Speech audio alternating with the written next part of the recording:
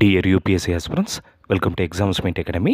So இன்றைக்கி நம்ம என்ன பார்க்க போகிறோம் அப்படின்னா, டெய்லி கரண்ட் அஃபேர்ஸில் ஏப்ரல் 18க்கான கரண்ட் அஃபேர்ஸ்லாம், இம்பார்ட்டன்ட் கரண்ட் அஃபேர்ஸ்லாம் பார்க்க போகிறோம்.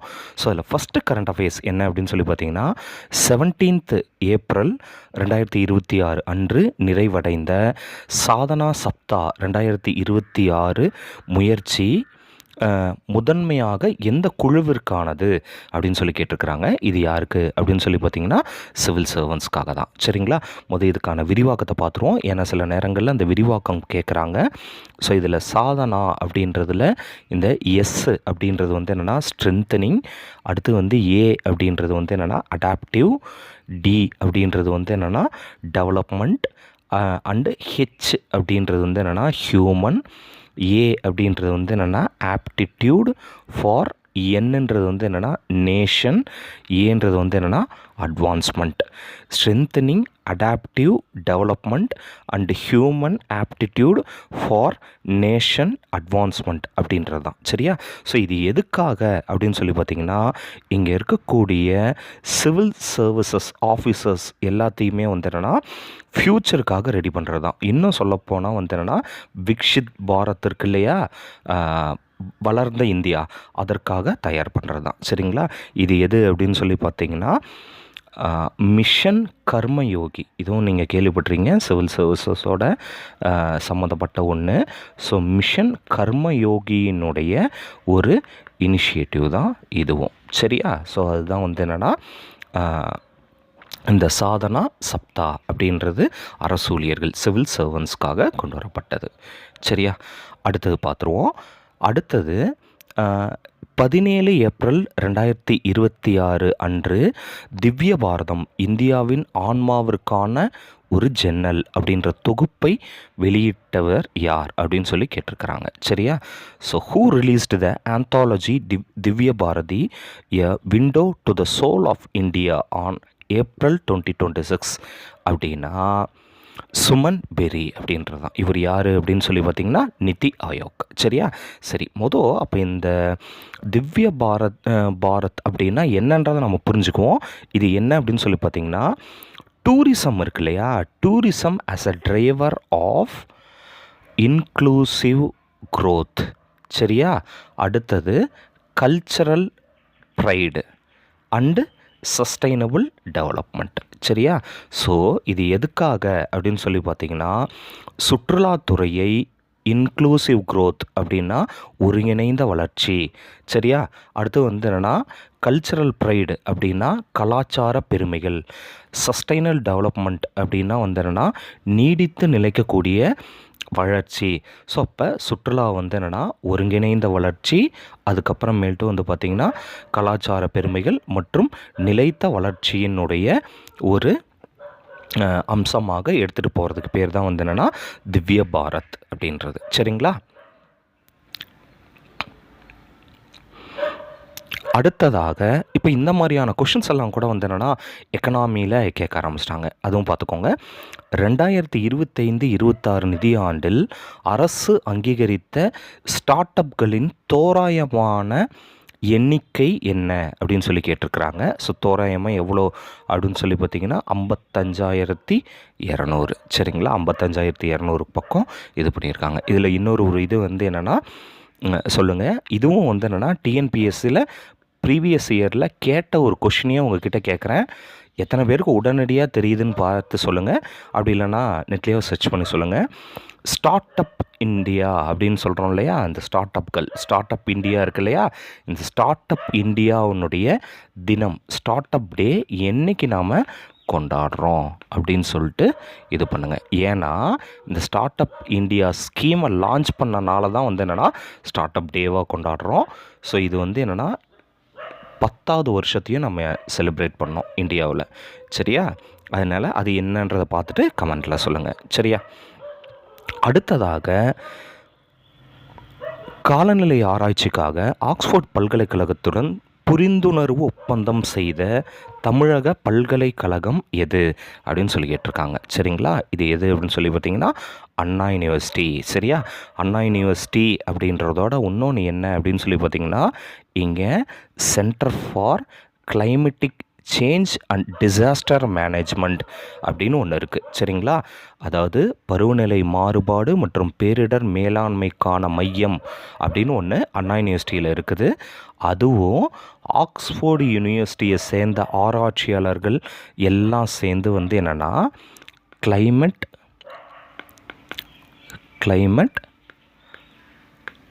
காம்பட்டபிள்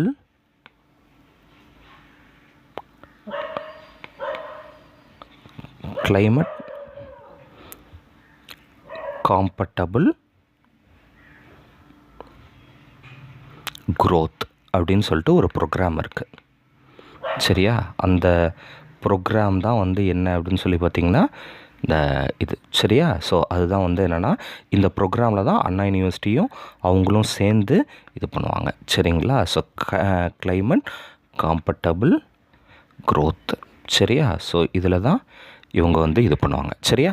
ஸோ இது வந்து என்னென்னா அண்ணா யூனிவர்சிட்டியோடைய centre for climatic change and disaster management plus climate compatible க்ரோத்துக்கான ப்ரோக்ராமில் ஆக்ஸ்ஃபோர்ட் யூனிவர்சிட்டியோட ப்ரொஃபஸர்ஸ் அண்ட் ரிசர்ச்சர்ஸ் எல்லாம் இணைந்து பணிபுரிய போகிறாங்க. அதுதான் இந்த கரண்ட் அஃபேர்ஸ். அடுத்ததாக 17 ஏப்ரலில் இன்னொரு ஒரு கரண்ட் அஃபேர்ஸ் ஒன்று வந்திருக்கு. என்ன அப்படின்னு சொல்லி பார்த்தீங்கன்னா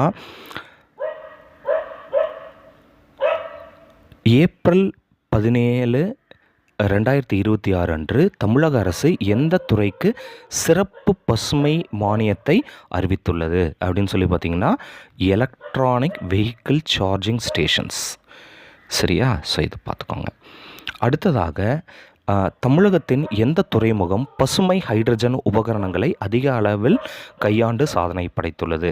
தமிழகம் அப்படின்னு எடுத்துக்கிட்டதுனால நம்ம வந்து என்னென்னா இது தூத்துக்குடி. சரிங்களா? ஸோ தூத்துக்குடி வந்து இப்போ வந்து என்னென்னா இது லேட்டஸ்ட்டாக வந்து என்னென்னா இந்த தூத்துக்குடியினுடைய வஉசி துறைமுகம் இன்னொரு ஒரு இதுக்கும் ஃபேமஸ் ஆகிருக்கு. என்ன அப்படின்னு சொல்லி பார்த்திங்கன்னா முழுக்க ரெனியூவல் எனர்ஜி ரிசோர்ஸஸை வந்து என்னென்னா பயன்படுத்துகிற ஒரு போர்ட்டாகவும் இதை ஏற்றுமதி இறக்குமதிக்கு முழுக்க ரெனியூவல் எனர்ஜி ரிசோர்ஸஸை நம்ம பயன்படுத்துகிறோம். புதுப்பிக்க தக்க ஆற்றல் வளங்களை பயன்படுத்துறதுக்கும் முதன்மையானதாக இது வந்து புகழ் பெற்றிருக்கு.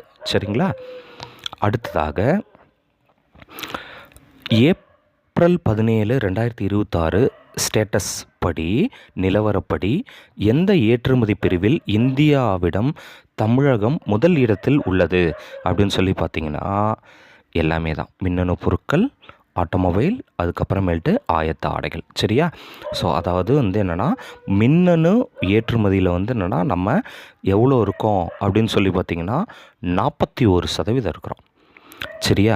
அதே போல் இந்த டெக்ஸ்டைலில் நம்ம எவ்வளோ இருக்கிறோம் அப்படின்னு சொல்லி பார்த்திங்கன்னா 21.84% இருக்கிறோம். சரியா? அது இல்லாமல் நம்மளுக்கு ஏற்கனவே தெரியும் ஆட்டோமொபைலில் சென்னை தான் வந்து என்னென்னா டெட்ராய்ட் ஆஃப் இந்தியா, அமெரிக்காவினுடைய டெட்ராய்ட் மாகாணத்தோட நம்ம ஒப்பிட்டிருப்போம். சரியா? ஸோ அதனால் இது 3 நம்மளுக்கு இருக்கு அப்படின்றனால ஆல் த அபோவ் அனைத்தும். சரியா?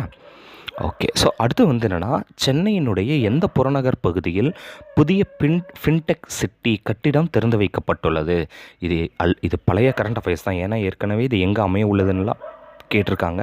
ஸோ அப்போ கரண்ட் அஃபேர்ஸில் பார்க்கலன்னா இப்போ பார்த்துக்கோங்க. நந்தம்பாக்கத்தில் தான் வந்து பார்த்திங்கன்னா ஃபின்டெக் சிட்டி இருக்க போகுது.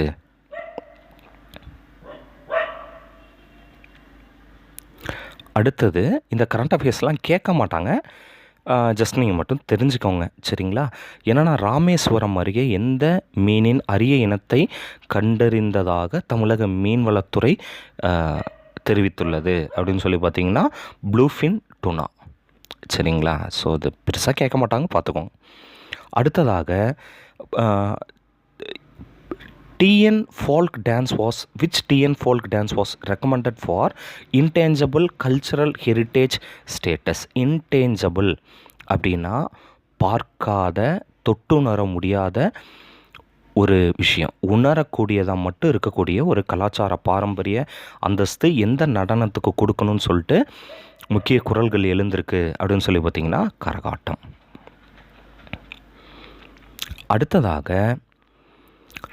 17 ஏப்ரல் 2025 அன்று தமிழகத்தினுடைய எந்த ரயில்வே நிலையம் ஒரு சுதந்திர போராட்ட வீரனுடைய பெயரில் மறுபெயரிடப்பட்டது? இதெல்லாம் முன்னாலேயே எடுக்கப்பட்ட முடிவு தான். ஸோ ஒட்டப்பிடாரம் ஸ்டேஷன் வந்து என்னென்னா வஉ சிதம்பரனார் ஸ்டேஷனாக இருக்கும். சரியா? அடுத்ததாக the Tamil Nadu climate resilient agriculture project received funding from which bank அப்படின்னு கேட்டிருக்கிறாங்க. சரிங்களா? இந்த தமிழ்நாடு கிளைமேட் ரெசிலண்ட் அக்ரிகல்ச்சர் அப்படின்னா என்ன அப்படின்னு சொல்லி பார்த்தீங்கன்னா, இன்றைக்கி இருக்கக்கூடிய பருவநிலைக்கு தகுந்த மாதிரியான பருவநிலையை தாங்கக்கூடிய விவசாயத்தை செய்கிறதுக்கு பேர் தான். சரிங்களா? இப்போ நிறையா பார்த்துருப்பீங்க. இப்போ நம்ம நிறையா ட்ரவுட் ரெசிஸ்டிங் வெரைட்டிஸ் என்னென்னா நம்ம இது பண்ணிகிட்ருக்கோம். அதே போல் நம்ம ஃப்ளட்டு மேனேஜிங் வெரைட்டிஸ் என்னென்னா கண்டுபிடிச்சிட்ருக்கோம். சரிங்களா? ஸோ இதெல்லாம் ஃப்ளட்டு வெரைட்டியை விட நம்ம ட்ரவுட் வெரைட்டிஸ்க்கு தான் அதிக முக்கியத்துவம் கொடுத்துட்ருக்கோம். சரிங்களா? வறட்சியை தாங்கி இருக்கக்கூடிய பயிர்கள். சரிங்களா? ஏன்னா இனி வரக்கூடிய காலகட்டத்தில் இந்த கிளைமேட்டிக் சேஞ்ச் அப்படின்றது என்னென்னா நம்ம எதிர்பார்த்ததை விட, அதாவது என்னென்னா பூமி என்னென்னா 1.5 டிகிரி செல்சியஸை தாண்டக்கூடாது அப்படின்னு சொல்லிட்டு நம்ம அதனால தான் பாரிஸ் ஒப்பந்தத்துலலாம் போட்டிருந்தோம். ஆனால் என்னென்னா 1.5 எப்போயோ என்னென்னா நம்ம 2024 தாண்டிடுச்சு. சரிங்களா? அப்போ பருவநிலை வேகமாக மாறிக்கிட்டே வர்றனால என்னென்னா அதோட பாதிப்பு நம்மளுக்கு விவசாயத்தில் இருந்துச்சு அப்படின்னா உணவு பாதுகாப்பு பாதிக்கப்பட ஆரம்பிச்சிடும். அதனால தான் என்னென்னா உலகம் முழுவதும் உலக வங்கி, அதுக்கப்புறமேல்ட்டு பார்த்திங்கன்னா UNEP அப்படின்னு சொல்லுவாங்க, யுனைடெட் நேஷன்ஸ் என்விரான்மெண்ட் ப்ராஜெக்ட்டு அல்லது யுனைடெட் நேஷன்ஸு டெவலப்மெண்ட் ப்ராஜெக்ட்டு அப்படின்றதெல்லாம், அப்புறம் FAO அப்படின்னு சொல்லிட்டு ஒரு அமைப்பு இருக்குது. சரிங்களா? ஸோ இந்த ஃபார்மர்ஸ் ஆர்கனைசேஷன் இதெல்லாம் சேர்ந்து ஏகப்பட்ட ஃபண்டை என்னென்னா நிறைய ரிசர்ச் ஸ்டேஷன்ஸ்க்கெல்லாம் ஒதுக்கிட்டு இருக்காங்க. ஸோ இப்போ நம்ம என்னென்னா விவசாயத்தில் ஒரு காலகட்டத்தில் நம்மளுக்கு தானியங்கள் அதிகம் உற்பத்தி பண்ண முடியாது. ஆனால் இன்றைக்கி என்னென்னா ஹை ப்ரீடு வெரைட்டிஸில் என்னென்னா ஹை ஈல்டிங் வெரைட்டிஸில் நம்ம நிறையா உணவை என்னென்னா உற்பத்தி பண்ணுற அளவுக்கு வந்துட்டோம். ஆனால் இப்போ அதை அடுத்த கட்டத்துக்கு கிளைமேட் ரெசிலண்ட்டாகவும் எப்படி கொண்டு போகிறதுன்றதுக்கு தான் இப்போ நிறைய வெரைட்டிஸ் வந்துக்கிட்டு இருக்கு. அடுத்ததாக மேற்கு ஆசியாவினுடைய புவிசார் அரசியலின் காரணமாக எந்த திட்டத்தினுடைய வரம்பு விரிவுபடுத்தப்பட்டது அப்படின்னு சொல்லி பார்த்தீங்கன்னா ரிலீஃப் ஸ்கீம். சரியா? சரி, ரிலீஃப் ஸ்கீம் அப்படின்னா அது என்னன்றதை பார்த்துக்கோங்க. ரிலீஃப் ஸ்கீம் அப்படின்றது என்னென்னா ஈரான், இஸ்ரேல், USA இந்த இதில் நடக்கிற ப்ராப்ளமில் என்னென்னா நம்மளுடைய ஏற்றுமதி இம்போர்ட்டு எக்ஸ்போர்ட் என்னென்னா கடுமையாக பாதிச்சிருக்கு. சரியா? ஸோ இதுக்கு நிவாரணம் அளிக்கும் விதமாக இதுக்கான டேரிஃபு, இதுக்கான வரிகள்லாம் குறைக்கிற திட்டத்திற்கு பேர் தான் என்னென்னா ரிலீஃப் ஸ்கீம். சரியா? ஸோ அதுதான் இப்போ நம்ம எக்ஸ்டெண்ட் பண்ணியிருக்கோம். அடுத்ததாக ஏப்ரல் 17, 2026 அன்று எந்த முன்னாள் பிரதமருடைய பிறந்தநாளை முன்னிட்டு பிரதமர் மோடி அஞ்சலி செலுத்தினார் அப்படின்னு சொல்லி பார்த்தீங்கன்னா, ஆக்சுவலாக இது அஞ்சலி செலுத்தினார்னு வரக்கூடாது, சாரி. இது என்னென்னா புகழஞ்சலி செலுத்தினார் அல்லது அவருக்கு என்னென்னா மரியாதை செலுத்தினார்னா வரணும். ஏன்னா அது ஒரு அவருடைய பிறந்தநாள். சரியா? யார் அப்படின்னு சொல்லி பார்த்தீங்கன்னா சந்திரசேகர். சரியா? உத்தரப்பிரதேசத்தில் பிறந்தவர். சரியா? சமாஜ்வாடி கட்சியை சார்ந்தவர். சரியா? இவர் ரொம்ப ஷார்ட் பீரியட் தான் இருந்தார். எப்போன்னா 10 நவம்பர் 1991 90லிருந்து 21 ஜூன் 1991 வரை இவர் ஆட்சி செஞ்சார். கிட்டத்தட்ட சொல்லப்போனால் ஒரு மோராரஸ் ஒரு 7 மந்த்ஸ் தான் இவர் என்னென்னா இருந்தார். சரிங்களா? இவருக்கு ஒரு சிறப்பு பட்டப்பேர் இருக்குது. அது என்னென்னா யங் துருக் அப்படின்னு சொல்லிட்டு பேருவாங்க. சரியா? யங் துருக்கு, துருக்கியர்களை தான் அப்படி துருக்குன்னு சொல்லுவாங்க. அது என்ன அப்படின்னு சொல்லி பார்த்திங்கன்னா, அன்றைய காலகட்டங்களில் துருக்கியில் ஒரு புரட்சிகரமான ஒரு பெரிய ஒரு சமுதாயம் உருவாயிட்டு இருந்தது. ஸோ அதை குறிப்பிடும் வகையில் அது போலவே, ஏன்னா இவர் ஒரு சோஷியலிஸ்ட், இவர் ஒரு சமதர்மவாதியாக இருந்தார், ரொம்ப நேர்மையானவராகவும் இருந்தார். அதனால் இவரை யங் துருக் அப்படின்னு சொல்லிட்டு சொல்லுவாங்க. சரிங்களா? அடுத்தது இந்த இந்த கொஷினும் வந்து என்னென்னா எக்ஸாமில் கேட்க மாட்டாங்க, பட் ஜஸ்ட் நீங்கள் தெரிஞ்சுக்கோங்க. தரம் குறைந்த விதைகள் விவகாரத்தில் 17 ஏப்ரல் 2020 அன்று எந்த நிறுவனத்தின் மீது நடவடிக்கை எடுக்க அரசு உத்தரவிட்டது அப்படின்னு சொல்லி பார்த்தீங்கன்னா நுன்ஹெம்ஸ். ஏன்னா நமக்கு ரொம்ப ரொம்ப முக்கியமே வந்து என்னென்னா இந்த விதைகள் தான், சரிங்களா. இன்றைக்கி வந்து என்னென்னா ஃபுட் செக்யூரிட்டி, உணவு பாதுகாப்பு நம்மளுக்கு ரொம்ப நல்லா இருக்கணும் அப்படின்னா அதுக்கு ரொம்ப பேசிக்கான விஷயமே வந்து பார்த்திங்கன்னா நம்மளுக்கு சீட்ஸ் தான். அந்த சீட்ஸை தரம் இல்லாமல் இருந்துச்சு அப்படின்னா நம்மளால் போதிய உணவை வந்து என்னென்னா நம்மளால் கொண்டு வர முடியாது அப்படின்றனால அதுக்காக இவங்க வந்து ஃபைன் போட்டிருக்காங்க, சரியா. அடுத்ததாக 17 ஏப்ரல் 2026 நிலவரப்படி எந்த மாநிலத்தில் பறிமுதல் செய்யப்பட்ட தொகை 865 கோடியை தாண்டியதாக தேர்தல் ஆணையம் அறிவித்துள்ளது அப்படின்னா இதுவும் மேக்ஸிமம் கேட்க மாட்டாங்க, ஜஸ்ட்டு ஒரு நியூஸ் பேப்பரில் இருக்கிறனால நீங்கள் அதை தெரிஞ்சுக்கோங்க. தமிழ்நாடு மற்றும் மேற்கு வங்காளம்.